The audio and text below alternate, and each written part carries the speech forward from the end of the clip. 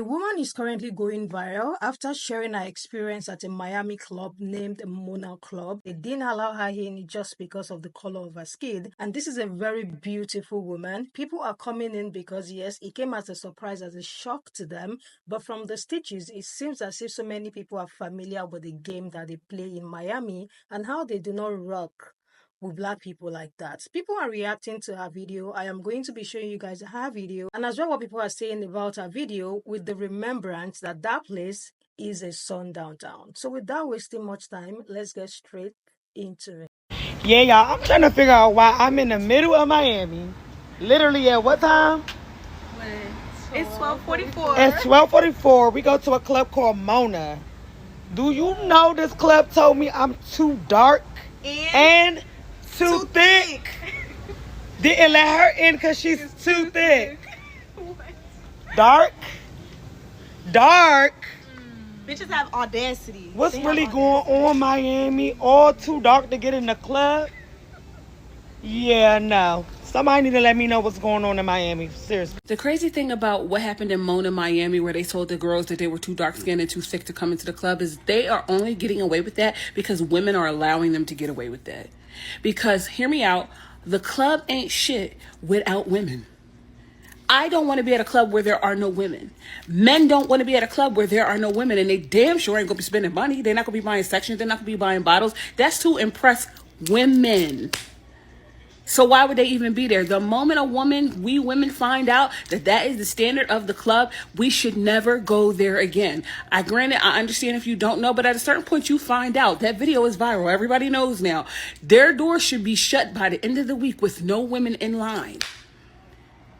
We gotta stop waiting for shit to affect us to start making change. Because the moment we stop showing up, there is no more Club Mona. It's a despicable rule, and I've seen it before. They started that in Philly back in like 2016. They started picking people at the door. What is that? We should not be allowing it. I just seen another video like you gotta pick your friends that you hang out with. You can't just be hanging out with anybody if you want to get into these spaces. That's the wrong attitude. We as women need to stick together and get these places shut down. That's all I know. And to those Black girls that got denied entry to that club on South Beach, I figured now would be a good time to let y'all know the history of Miami. Coming from a Black person whose family is born and raised in Miami, South Beach is a sundown town, or at least it was, like a legit sundown town. Now, when you think of sundown towns, you don't think of beaches, right? You think of rural South. You think of horses and cows and a man shooting tobacco out of his mouth telling you to get out of town, nigga. But I'm here to tell you that if you ask any Black person who's born and raised in Miami, who got old heads in their family in Miami, they'll let you know that South Beach was a sundown town. And if you were Black and you were on the beach, let's say working, because mostly that's what we would be doing on the beach back then, working or entertaining, you were told, be across that bridge before the sun went down. Now, legend has it that one of my relatives was a very talented bassist. He would play bass for big artists that would come into Miami and play on South Beach and club. Artists like Nat King Cole, Sammy Davis Jr., Josephine Baker, later on Sam Cooke. Those artists were headliners and would have to enter in the back door because they were Black, okay? And when they were done playing, they were told to be across that bridge before the sun went down. And if they were escorted out, okay?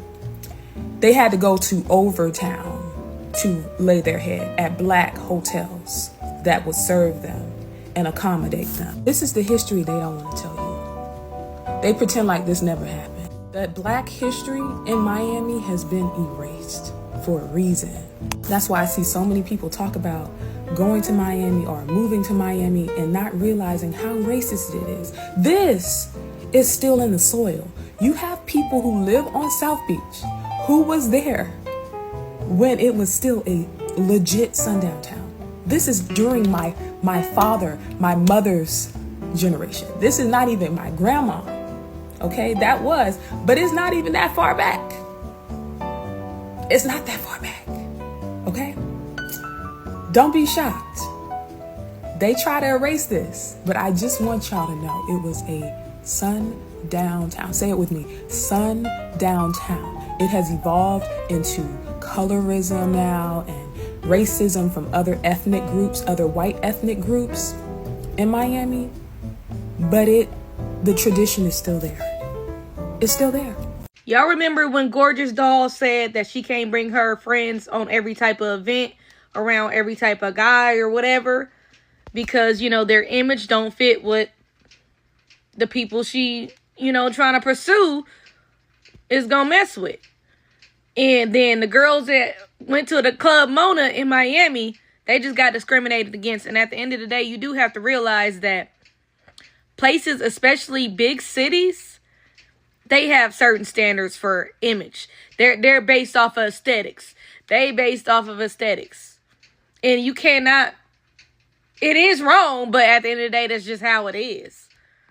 Why would you even want to be in a place that's going to make you feel uncomfortable, make everybody paying attention to everybody else, and then it's you, and they like, what is she even doing here? She doesn't even go here.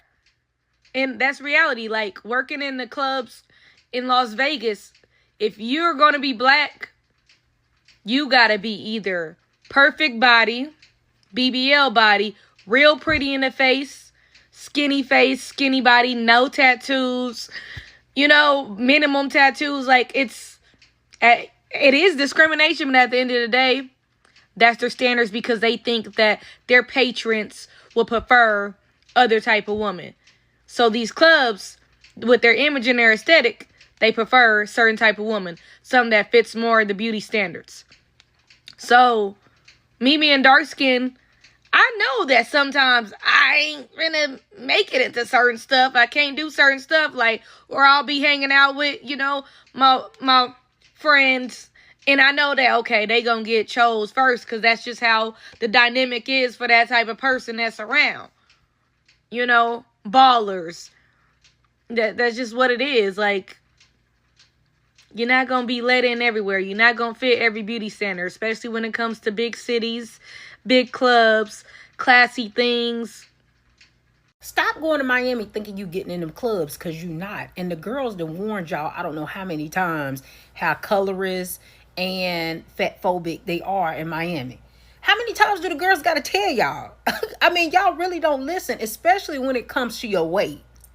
A lot of y'all, you may be able to get in them hood clubs in your city.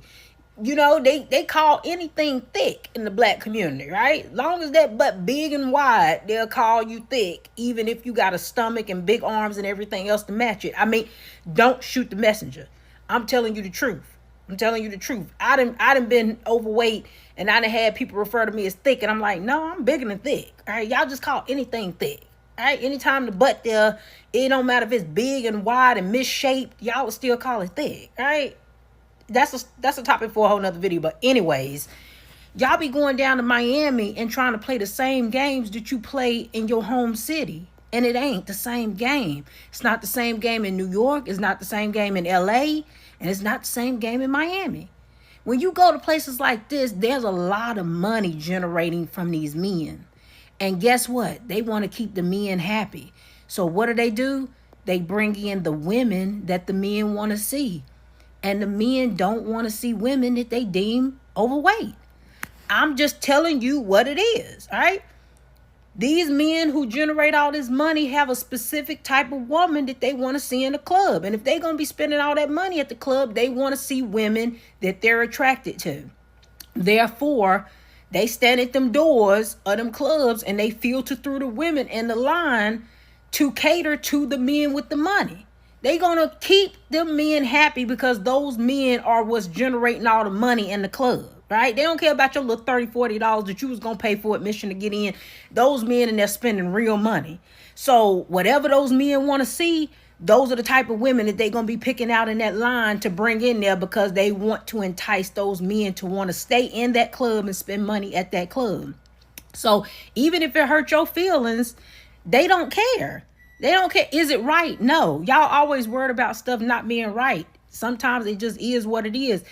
I always knew what it was in Miami, right? And even when I was bigger, I never tried it. Right? You weren't going to hurt my feelings because the girls had already warned you about how Miami is. Either either you try to get into looking like they want you to look to get in them clubs, or go somewhere else. Y'all act like y'all can't just go somewhere else. I don't know why you want to give money to somebody who don't want you in their establishment anyway. There's so much other fun stuff to do in Miami. I don't even know why y'all be so pressed to get in their clubs. But the fact of the matter is, they're going to cater to the men with the money and what the men with the money want to see. And unfortunately, they don't want to see bigger women.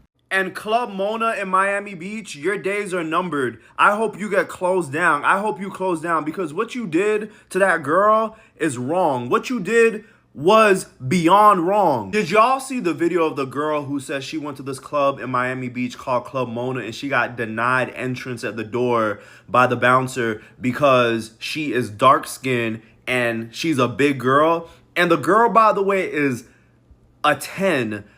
Gorgeous girl, like beautiful girl. I'm gonna say it again for the people in the back. There is more to Miami than South Beach. There is so many other things to do in Miami than South Beach. South Beach is not like what it used to be in the early 2000s.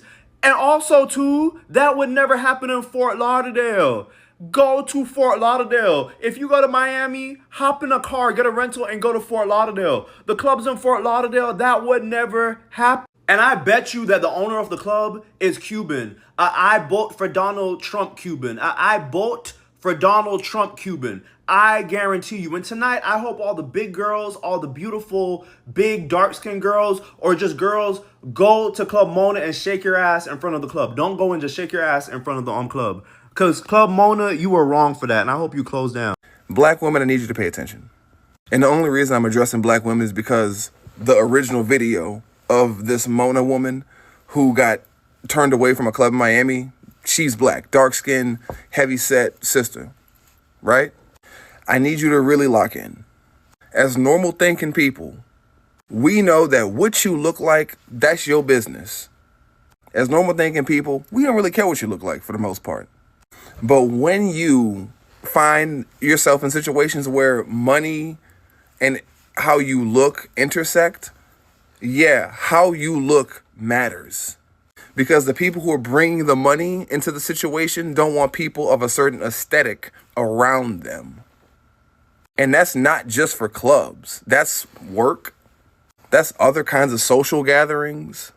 Shit, sometimes that's dating. And I'm saying that as somebody who like worked in security, not in Miami, but like in like Orlando and stuff like that. Less prevalent here to my understanding, my experience, but it still happens. I ain't never had to turn a body away, but I know people who have. But this is also a very interesting conversation because, like, once you hit a certain tax bracket, your experiences become different. And the higher up in the tax bracket you pass, the less normal people that you're around. Because you then got to think, what kind of person will want to turn somebody away for how they look? Even though these are the people who are going to be spending money in an establishment. That's a different conversation. Black woman, I leave you with this. Go where you are liked, loved, and appreciated, not where you are barely tolerated. Trust me, I know you want to have fun. You can want to have that experience. I know. But listen, sis, the ugly reality is that not everything is for everybody. Have a good day. I feel like our story resonated with a lot of people because so many people are coming out to say yes, they have experienced something like that before. It's not a place that caters to Black women, especially if you're on the big side. It even make the whole thing very, very worse. You know, as a woman, you're confident, you dress up, you're looking very beautiful to go out and have fun and have a good night with your girls, all for you to be bounced back just because your color is, dark. Look, just because you're dark skinned. Like, when is being a dark skinned person a sin? The fact that places like this still exist in 2025 is actually very insane. Sending someone back because of their skin color, like, it is insane, you guys. So indirectly, they were telling her that she is not light enough, she's not skinny enough, she's not racially ambiguous enough for them to allow her into their space. Color of her skin is one of the biggest hindrance for this woman to have the best and fun night with her girls at that club. And the location, Miami, a city that has marketed itself as diverse, tropical, glamorous. But when you peel back the layers, it is a place where blackness, especially ambiguous blackness, is often sidelined. Many people pointed out how this in fact is not isolated, that Miami nightlife has a long history of colorism, anti-blackness, and exclusion. Some are even calling it the new age sundown town. I'm sure you guys see the stage. If you haven't, just go back and watch it because that lady said it all. And I do not think she's being dramatic at all. You know, they will let 10 light-skinned women in for free, but when it gets to a dark-skinned woman, they have a problem with it. It's either they are too dark-skinned